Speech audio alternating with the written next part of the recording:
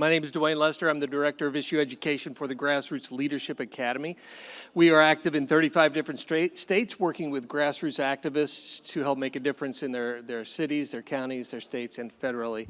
Jess, would you mind, do you need an introduction with this crowd, Jess? Hey everybody, how's it going? Woo. My name's Jess. I'm with the Grassroots Leadership Academy, and I'm a grassroots trainer, so my job is to go pretty much anywhere in America, meet with people who want to make a difference in their communities, and teach them what I have been doing since I've been a grassroots activist since 2007, all the skills that I've been building on, all the time that I spent in the grassroots. Now I take that knowledge that I've used and I train people how to do the same thing. Jason? Hi, I'm Jason Edson. I'm also with Grassroots Leadership Academy. I'm the Deputy Director of Issue Education. Much like Jess, I get the privilege of traveling the country, talking to people, whether for change at the local, state, or federal level. With that, I also work heavily in medicine and our PI about changing the healthcare scene in America. So that's a lot of that I've worked on lately. So one of the things that we find ourselves doing is we will often walk into an audience that we've never met before, and at times those audiences can be confrontational, not controversial, confrontational.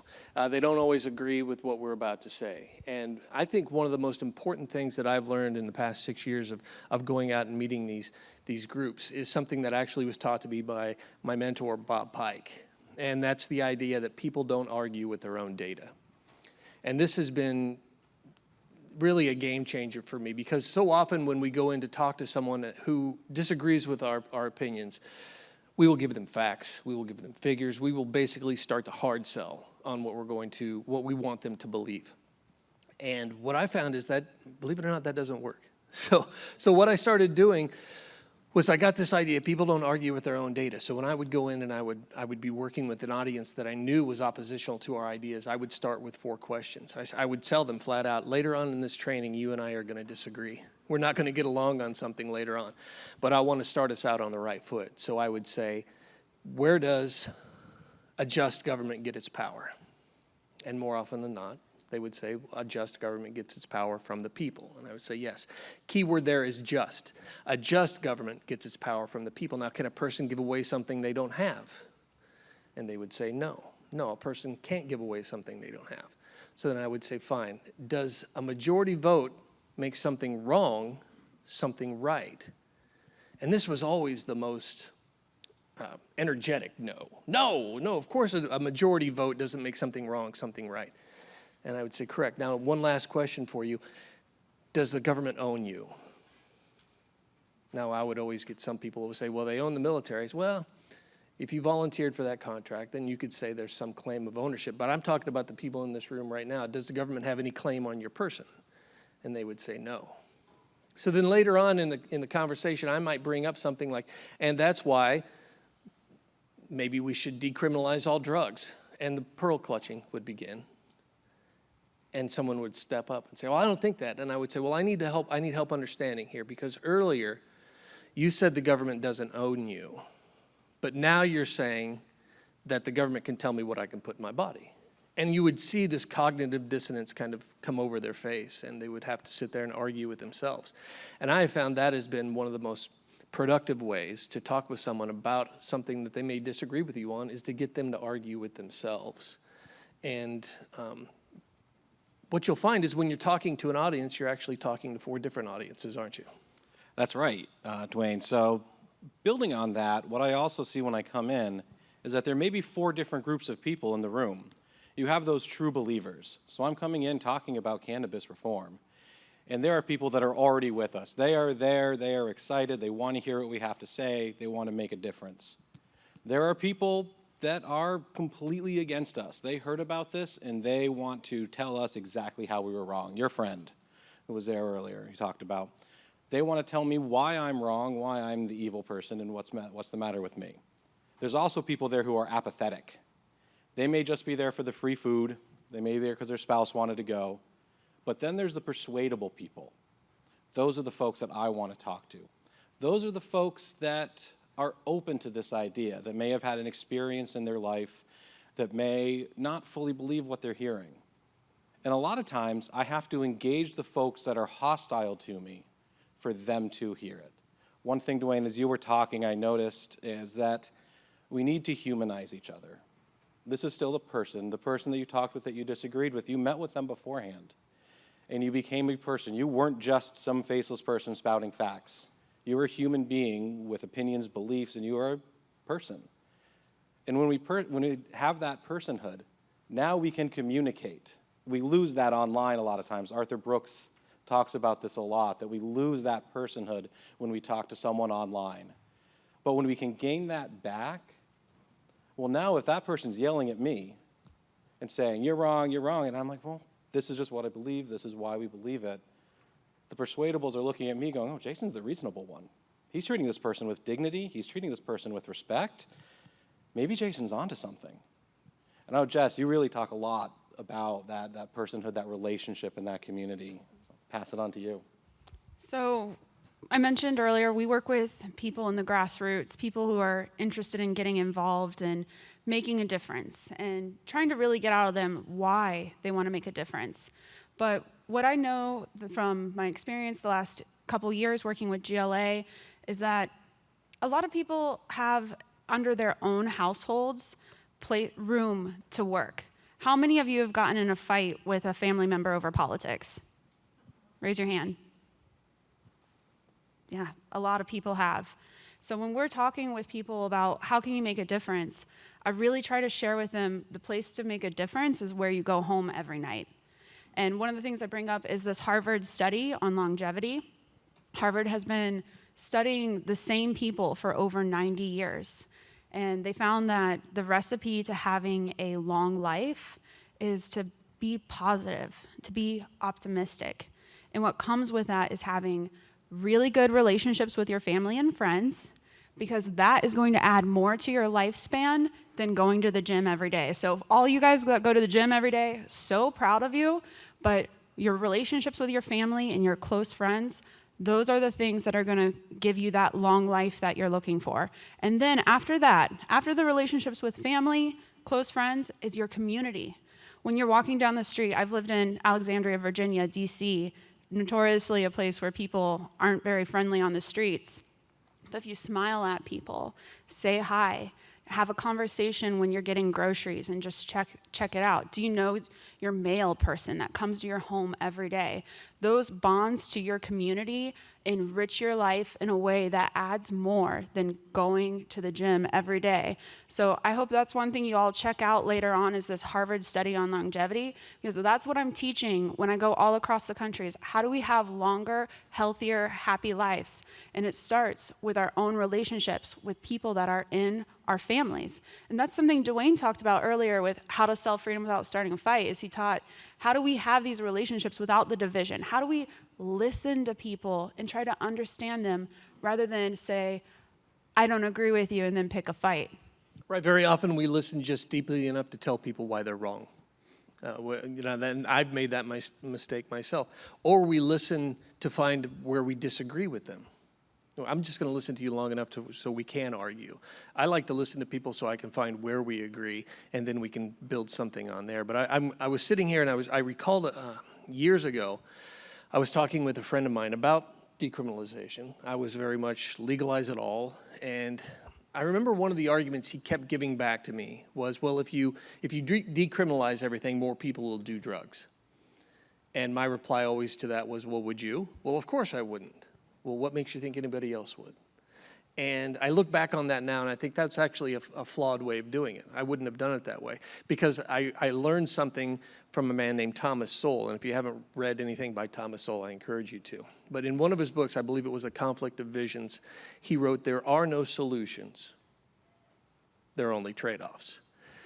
And so when I think back to that conversation now, well, people will do more drugs. I say, well, yeah, that's possible. And so I find myself accepting premises more often than anything now. Well, let's assume that's true. Is that worse than what we have right now? Tell me, if you recognize that there are no solutions, there are only trade-offs, then what are the trade-offs we're dealing with right now with prohibition, and make them explain it? Again, people don't argue with their own data. So if they can identify all the negative things and say, okay, well, if we legalized, if we did this, then what would be the trade-offs there? Okay, first we've identified more people might do drugs. But Could you also say that one of the trade-offs might be we'd have safer and get them to identify these things? People don't argue with their own data. So I always say that questions are the answer. Duane, I can actually give you a real-life example of that one. And I'm going to speed up a little bit about this story. So please join us at the Grassroots Leadership Academy booth. We're right out there. Duane can talk about how to sell freedom without starting a fight, and I can tell the longer version of this. But I was giving a training on cannabis reform, and a woman came up to me and said a close friend of hers had died from, as she put it, she had laced marijuana. I'm a paramedic. I've been in emergency medicine for nearly 20 years now, and yes, I've seen it. I've been there. And first off, we kind of stopped everything. I said, that's horrible. That is awful that your friend died. That never should have happened. That's terrible. And I had to pause for a second to assess, is this a place where we can converse or just agree that this should never happen? And she wanted to talk about the policy aspect because it was far enough away that she was able to discuss that. So once we established that through a lot of Duane's techniques, I said, it sounds to me like what's really important to you is the safety of this. Yeah, whether or not people use, because this is a long-term user, this is a friend of yours that used for decades, that you want safety in the product. She said, yes. I'm like, well, I'm going to go directly to it. And I said, well, if we legalize cannabis, there is a structure in society now where a business is held to a standard for the purity and contents of their product. If we see a product have a problem, it gets pulled from the market. Sometimes voluntarily, sometimes not voluntarily, but it is pulled from the market.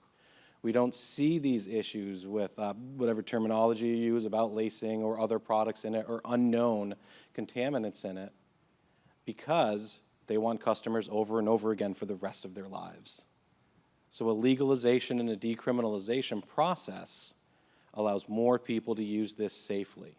And I'm from Massachusetts, so we have labeled with concentration, much like beer, hard alcohol, wine.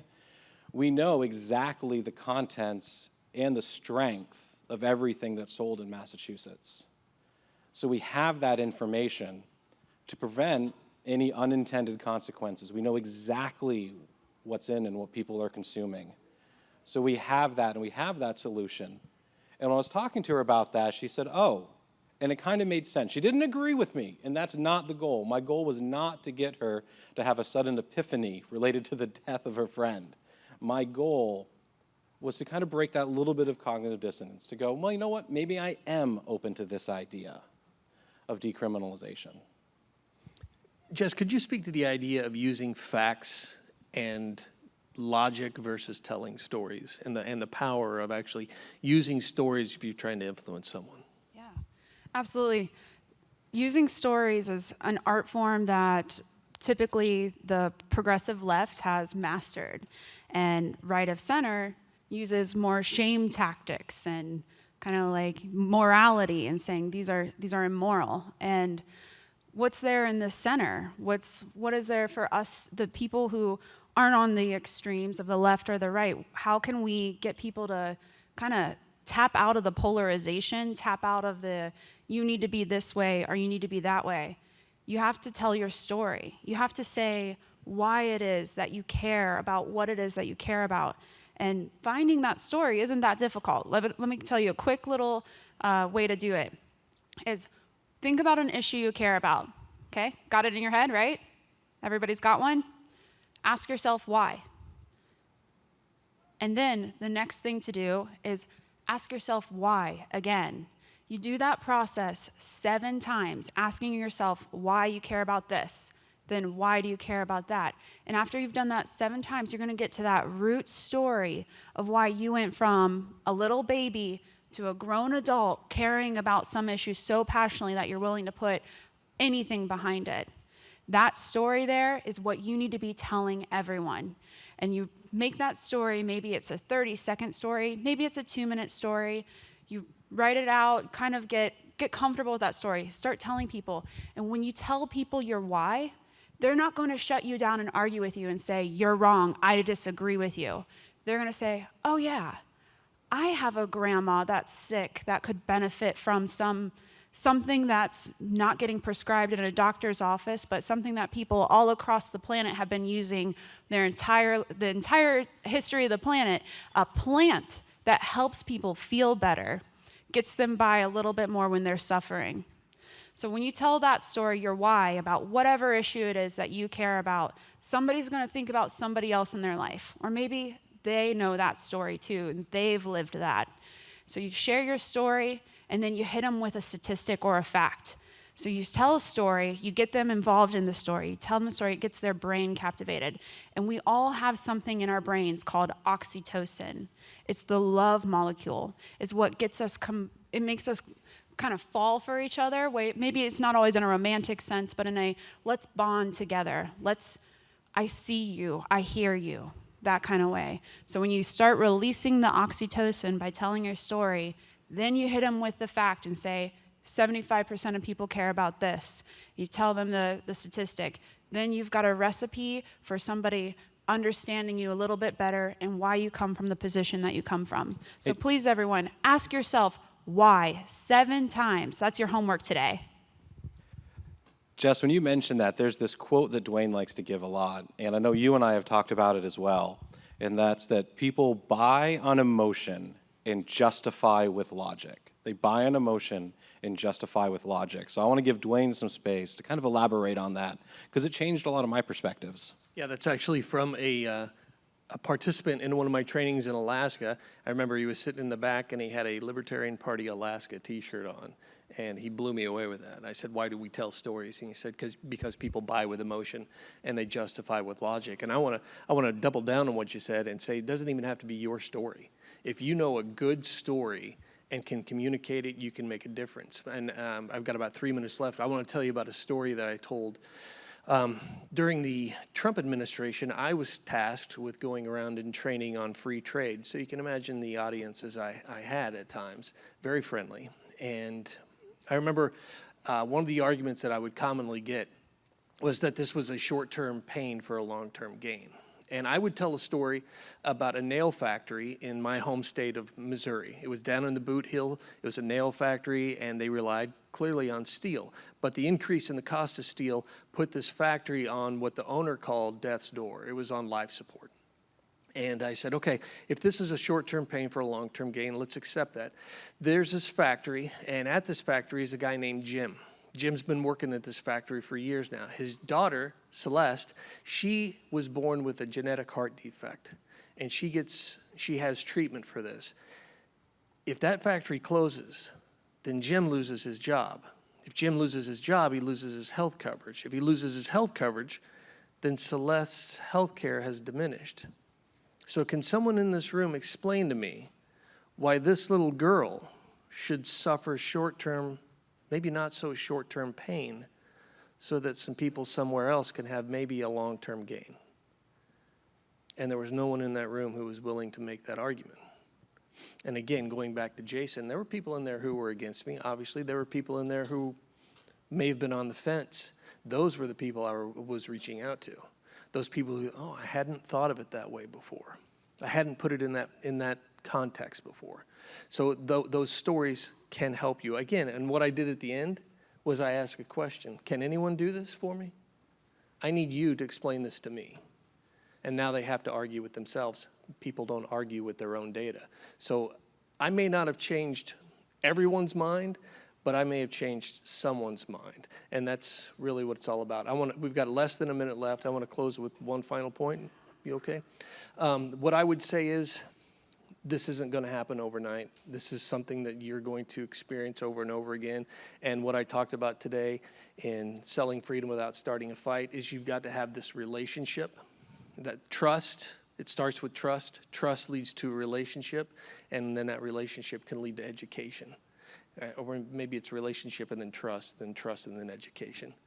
But one way or the other, take your time, build that trust, because you don't get educated by people you don't trust.